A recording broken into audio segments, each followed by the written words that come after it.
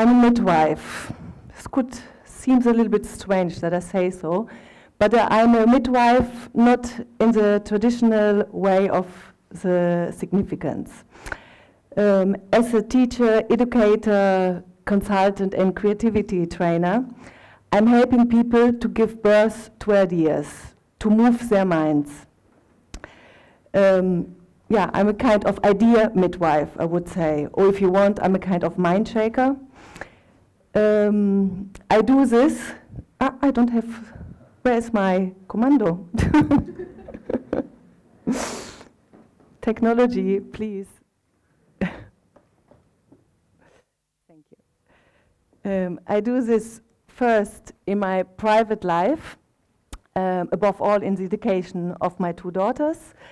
I try to shake their mind by giving them several perspectives of realities. For example, that sand could be yellow, but sand also could be black.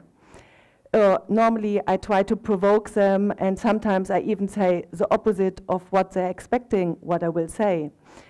Of course, as a midwife is afraid to have a difficult or to assist a difficult birth, I'm afraid that my provocation sometimes provokes the opposite, and sometimes they actually do.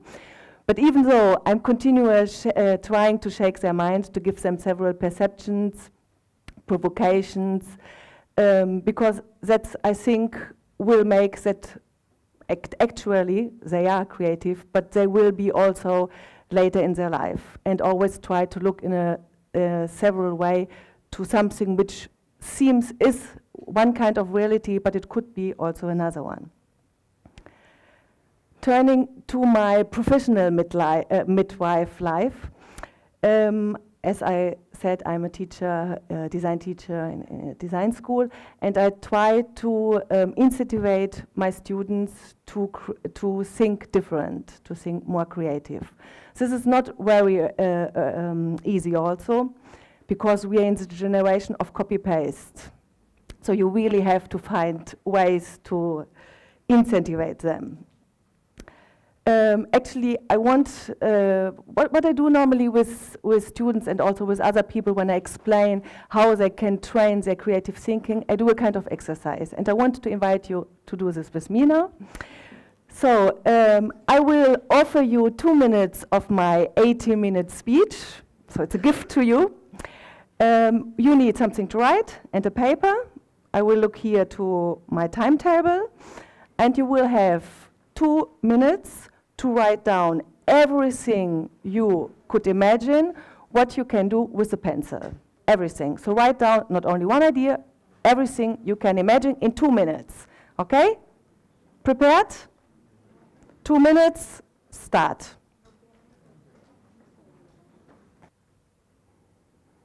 Okay, time is over. 2 minutes. What you have applied now, American psychologist Guilford called divergent thinking. Divergent thinking is thinking with 3 criteria, which we will see now, and you will evaluate it on your own thinking. The first one is the fluidity. So I will ask you to count how much ideas you have written down. Just a number. How much? Count it. Now I will ask. I can't ask everybody. So who has 20 ideas? I can't see anybody, no? No.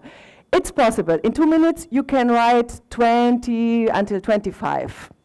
Okay, but you really have to be very, very fluent. So who has more than 15 ideas? Oh, I see some hands. Great, great. Okay, more than 10? Yeah, a lot. And more than 5? Oh, it's a majority. Okay, this means you have to work on your fluency. Why is it important to be fluent? Because if you only write the first ideas which are coming in your mind, you will all have the same ideas, and you will not be different. So probably most of you have written writing, drawing, pointing to somebody. The girls probably have putting in the hair, or the man putting behind the ear. These are the kind of first association which are coming in our mind. We all think in the same way, and if we're living in the same cultural system, we have the same ideas. So to have different ideas, we have to produce a lot, because then the probability is bigger to have different ideas.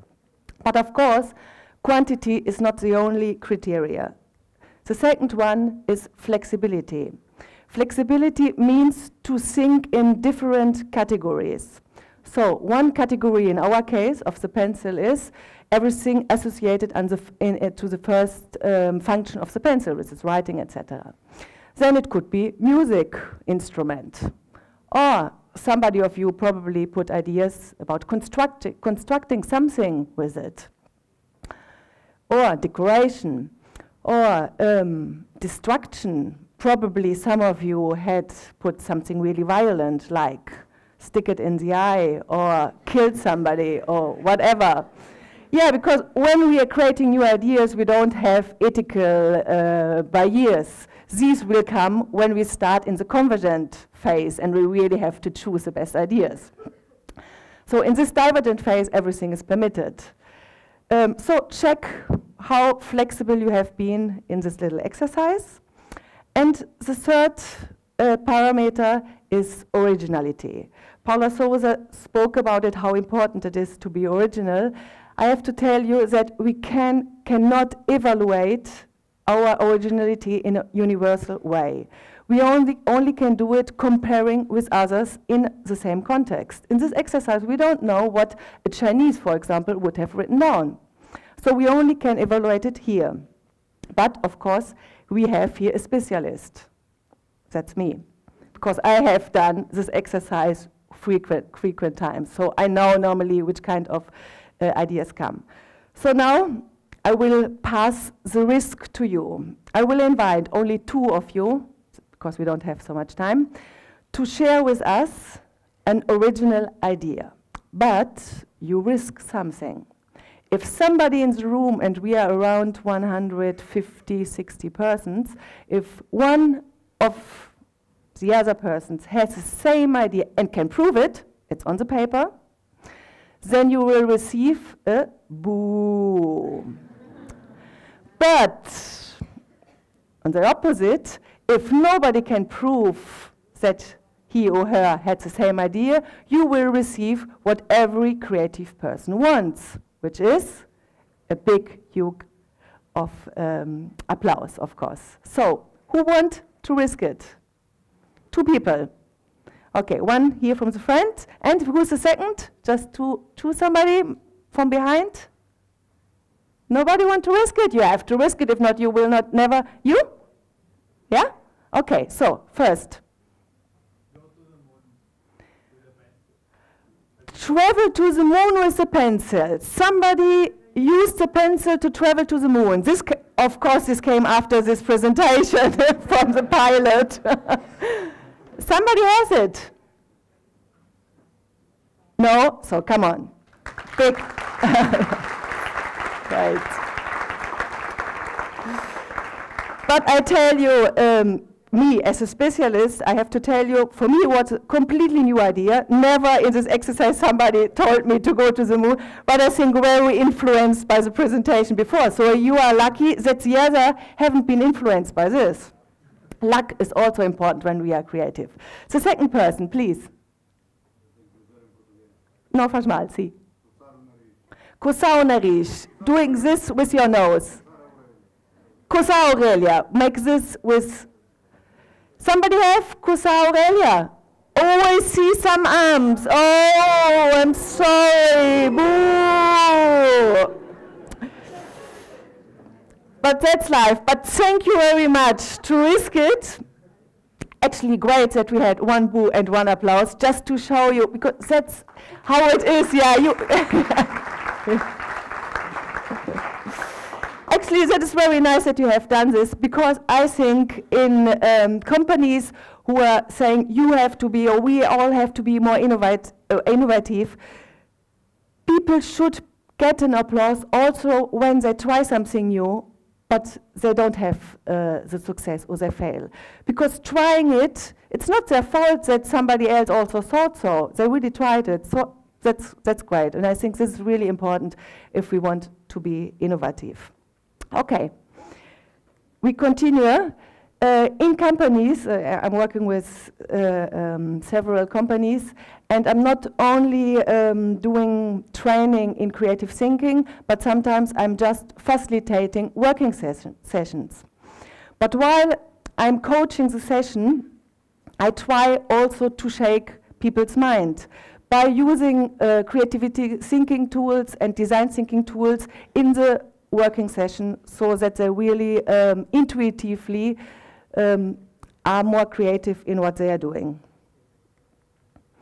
To help organizations to understand better, to be more aware what is happening when they are moving in a creative process, and also to explain the creative process, I developed a model which aims to orient groups, ideation groups, to move more fluent in the creative process.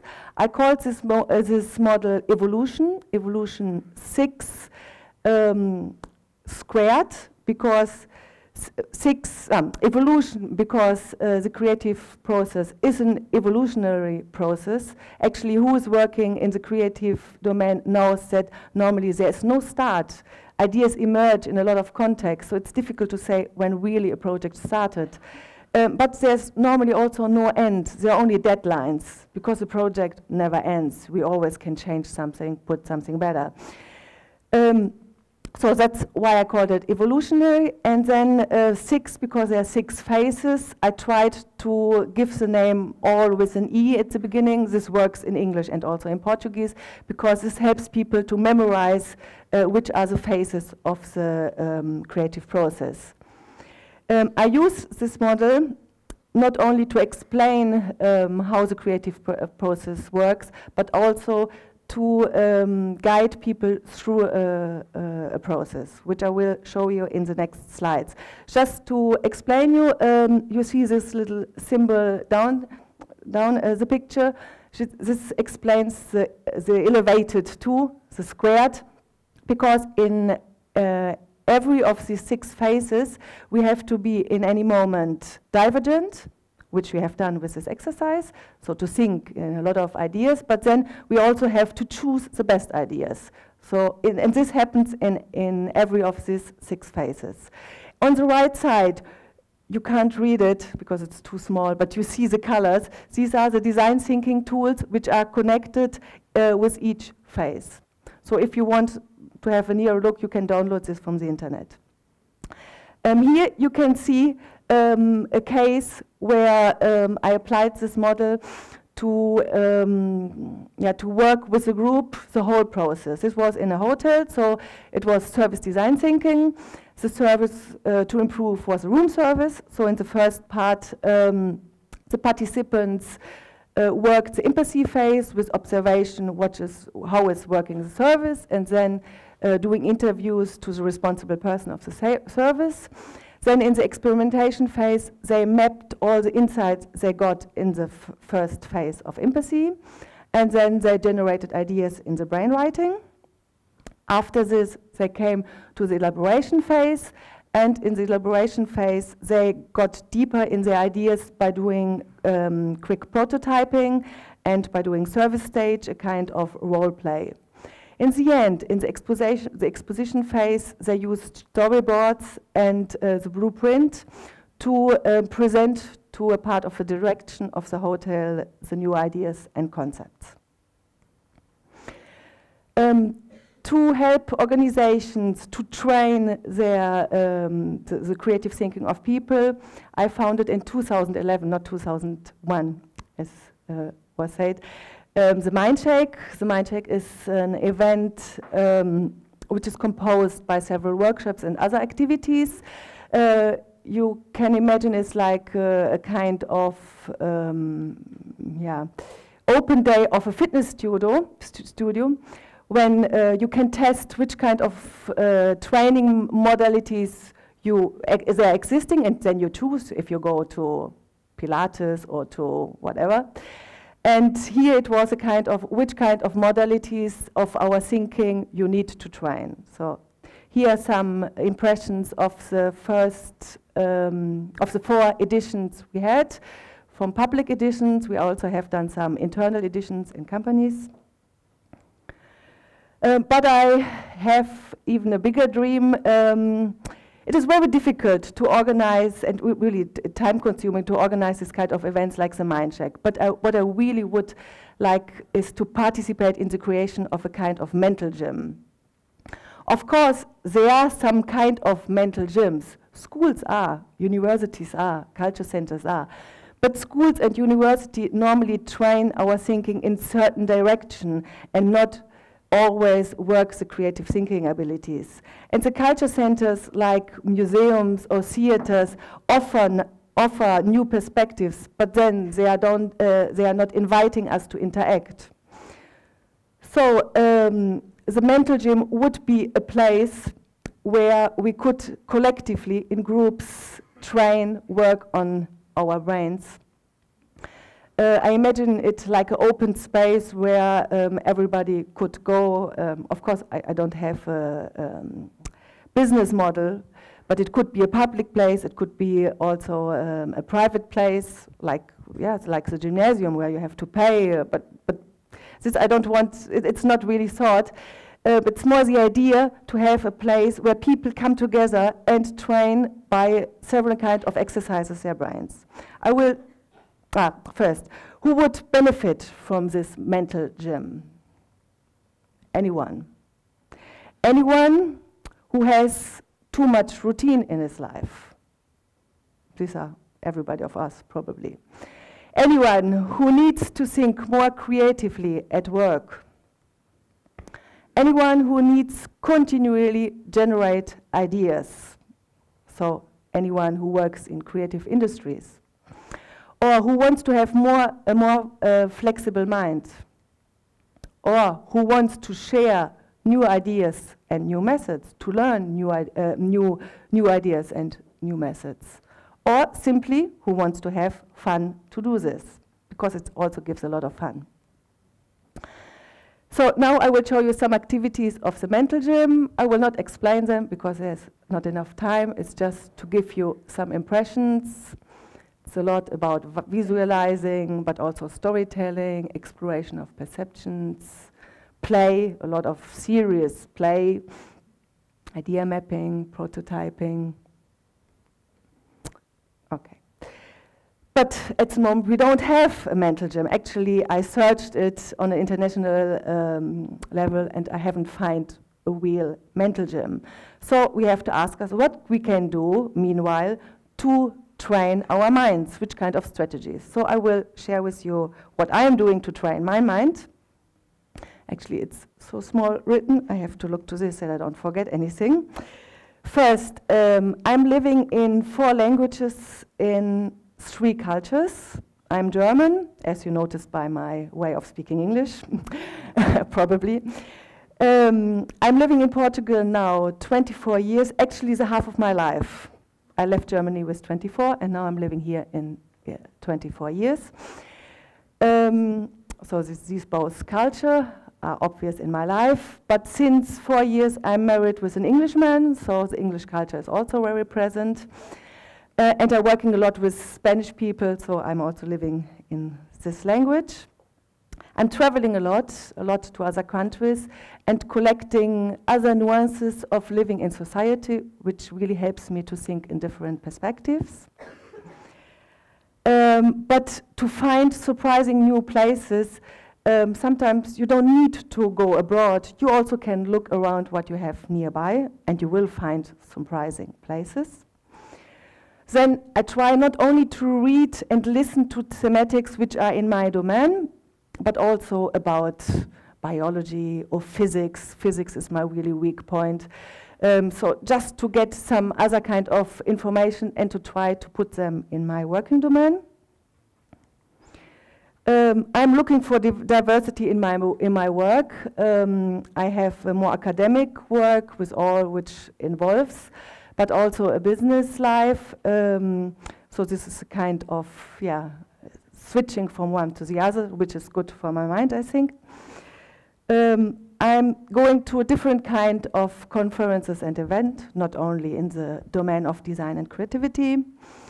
I'm researching and teaching diverse subjects, also thinking about new concepts. I'm also walking a lot with a dog. This is very productive for me in the incubation phase of my ideas. And what I can really recommend to you, work with other creative people, because creativity is contagious. And what is really also a big challenge to train your mind is to prepare and to give this kind of speeches, what we are doing here. So, coming to the end of my presentation, I want to invite you now to move your mind. A very short exercise. Tell your neighbor from the left side something really surprising of your life. If you don't have somebody of your left side, take the one behind you, okay? And please, don't be shy and don't be mentally lazy. Surprise and be surprised. Thank you.